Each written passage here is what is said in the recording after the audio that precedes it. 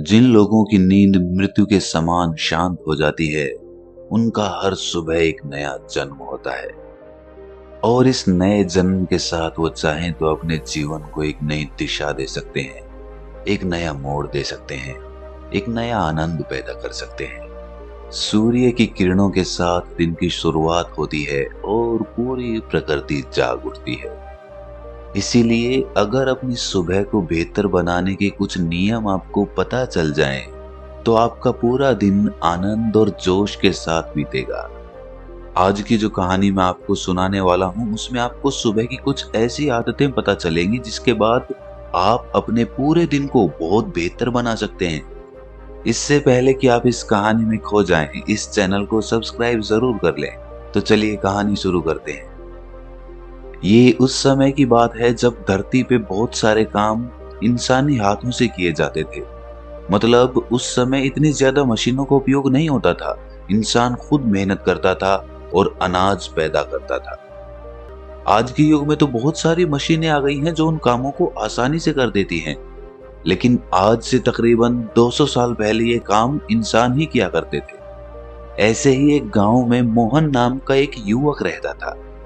खेती करना उनका खानदानी पेशा था। जहां पर मोहन के माता पिता बहुत ही मेहनती थे, वहीं मोहन बहुत ही आलसी युवक था। वो किसी भी काम को अच्छे से नहीं करता था, या यूं कहें कि उसका मन किसी काम में लगता ही नहीं था। उसके माता पिता को अक्सर उसके भविष्य के बारे में चिंताएं होती थी कि हमारे जाने के बाद ये कैसे अपना पेट भरेगा, कैसे मेहनत करेगा। उसको खूब डांट फटकार लगाने के बाद भी उसमें कोई अंतर नहीं आ रहा था। दिन ब दिन स्थिति और ज्यादा चिंताजनक होती चली गई। अब मोहन दिन में भी सोता रहता था और सुबह भी बहुत देर से उठता था। एक दिन मोहन के पिता को पता चला कि गांव में एक बौद्ध भिक्षु आया हुआ है और वो मानव शरीर के बारे में बहुत गहरे विषयों पर चर्चा करता है और उसको ठीक करने के लिए बहुत अच्छी औषधियां भी लेकर आया है।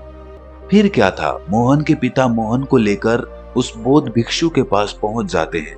वहां पर पहुंचकर वो बौद्ध भिक्षु को प्रणाम करता है और कहता है कि हे महात्मन, ये मेरा 22 वर्षीय पुत्र मोहन है। मैंने सुना है कि आप शरीर संबंधी इलाज करते हैं। मेरे बेटे के कोई रोग तो नहीं है, लेकिन पता नहीं फिर भी क्यों वो बीमारों की तरह रहता है। किसी भी काम में उसका मन नहीं लगता और उसे बहुत जल्दी थकावट हो जाती है। कृपया करके मुझे बताइए कि अगर ये कोई रोग है तो मैं इसका क्या इलाज करूं। ये सुनकर वो बौद्ध भिक्षु उस युवक की नाड़ी की जांच करते हैं और उसके बाद उसके पिता से कहते हैं कि इस बच्चे को तो कोई भी रोग नहीं है, इसे केवल इसके आलस्य ने जकड़ा हुआ है। इसके बाद वो मोहन से पूछते हैं कि तुम सुबह कितने बजे उठते हो। ये सुनकर मोहन के पिता बीच में ही बोल उठते हैं कि महाशय, ये तो सुबह सूरज उगने के बाद तक सोता रहता है। उसके बाद वो बौद्ध भिक्षु पूछता है कि इतनी देर से उठने का कारण क्या है, क्या ये रात में देर से सोता है। इसका उत्तर देते हुए मोहन के पिता कहते हैं कि ये रात में देर तक पढ़ाई करता रहता है और इसी वजह से ये सुबह जल्दी नहीं उठ पाता। ये सुनकर वो बौद्ध भिक्षु कहता है कि यही तो कारण है, यही तो जड़ है। मैं तुम्हें इसके लिए कुछ औषधियां नहीं दे सकता, लेकिन जो मैं कहता हूं अगर वो तुम 21 दिन तक अनुसरण करो तो मोहन, तुम्हारा जीवन जोश और उत्साह से भर जाएगा। हर काम में तुम्हारा मन लगेगा और तुम किसी भी काम को बहुत गहरे तरीके से कर पाओगे। इसके लिए तुम्हें सुबह की 5 आदतें अपनानी होगी। आदतें अपनाना बहुत आसान होता है। शुरुआत में 1-2 दिन तकलीफ हो सकती है, लेकिन उसके बाद तुम्हें उसी में मजा आने लगता है। सिर्फ शुरुआत के कुछ दिन कष्ट के सह लो, उसके बाद तुम्हारा जीवन ही बदल जाएगा।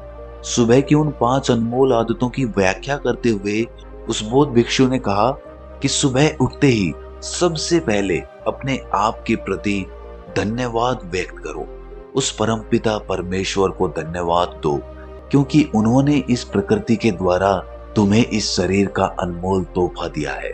हर इंसान को स्वस्थ शरीर तोहफे में नहीं मिलता। अगर तुम बाहर की दुनिया में देखो तो तुम्हें कितने ही विकलांग और कुरूप नजर आएंगे। इसीलिए हमारी सांसें अनमोल तोहफा होती हैं। पता नहीं कौन सी सांस कब अधूरी छूट जाए, इसीलिए इन सांसों में धन्यवाद का भाव प्रकट करें। इसके बाद खुले आकाश के नीचे आकर इस आसमान को, इन हवाओं को, इन पत्तियों को, इन सभी को धन्यवाद प्रकट करो। पंच तत्वों को छुओ और उनके भी प्रति अपना आभार व्यक्त करो। इससे तुम्हारा जुड़ाव इस प्रकृति के साथ बनेगा, जिससे तुम आनंद में भर जाओगे। इसके बाद अपने कमरे में झाड़ू जरूर लगाओ। इसका मतलब ये होता है कि सारी गंदगी अपने कमरे के बाहर, अपने दिमाग के बाहर कर रहे हो। और उसके बाद अपने कमरे में एक मिट्टी के दिए में एक तेल का दीपक जरूर जलाओ। इससे कमरे का वातावरण प्रकाशित हो उठता है, वातावरण में एक अद्भुत शांति छा जाती है। इस दौरान उस दीपक के सामने बैठकर आप अपने शरीर को छुओ, अपने बाल, अपने कान, अपनी आंखें, अपना मुंह जिससे हम मीठी वाणी बोलें, अपने कान जिससे हम शुभ वचन सुन सकें। इन सारे अंगों को छू छू कर उनके प्रति प्रेम का भाव अपने अंदर प्रकट करें। उसके बाद वहीं पर बैठकर अपनी आंखें बंद करके कोई भी ध्यान जो आप लगाते हैं उस ध्यान को पूरा करें। ध्यान करने से आपका दिमाग स्पष्ट होता है। आप पूरे दिन में जो भी काम करने वाले हैं आप उसके प्रति स्पष्ट निर्णय ले सकते हैं। ध्यान आपका मार्गदर्शन है, वो आपको सही मार्ग दिखलाता है। इसीलिए ध्यान करना बहुत ही आवश्यक होता है। और इसके बाद हमारा पूरा दिन आनंद और तनाव मुक्त रहेगा। जब आप ये सारे काम पूरे कर लें तो एकांत में बैठकर एक कागज और एक कलम लेकर पूरे दिन की सूची तैयार करें कि आप आज के दिन में क्या क्या करने वाले हैं। और आप जो भी काम करने वाले हैं उसमें से किसी एक काम में किसी एक जरूरतमंद आदमी की बिना लालच के मदद करने की संभावना जरूर बनाना। अगर आप दिन में कोई एक काम भी ऐसा कर लेते हैं जो आपके लाभ और हानि से परे होता है तो आपको एक अद्भुत आनंद प्राप्त होता है। आपको लगता है कि मैंने आज का दिन कुछ अलग तरीके से जिया, किसी जरूरतमंद की निष्पक्ष भाव से मदद कर दी। इससे अच्छी बात और क्या हो सकती है। और जब आप ये विधि भी पूरी कर लें तो कोई भी प्रेरणादायक गीत जरूर गाएं अपनी आवाज में। आवाज चाहे बेसुरी हो या मीठी हो, लेकिन भाव सच्चा होना चाहिए, भाव प्रेरणादायक होना चाहिए, भाव संवेदनशील होना चाहिए। और जब आप ऐसा गीत गुनगुनाते हैं तो आप जोश और उत्साह से भर जाते हैं। पूरे दिन में काम करने के लिए ये गीत आपको ऊर्जा देगा। और ये सब करने के बाद आखिर में स्नान करके अपने ललाट के बीच एक चंदन का तिलक अवश्य करें।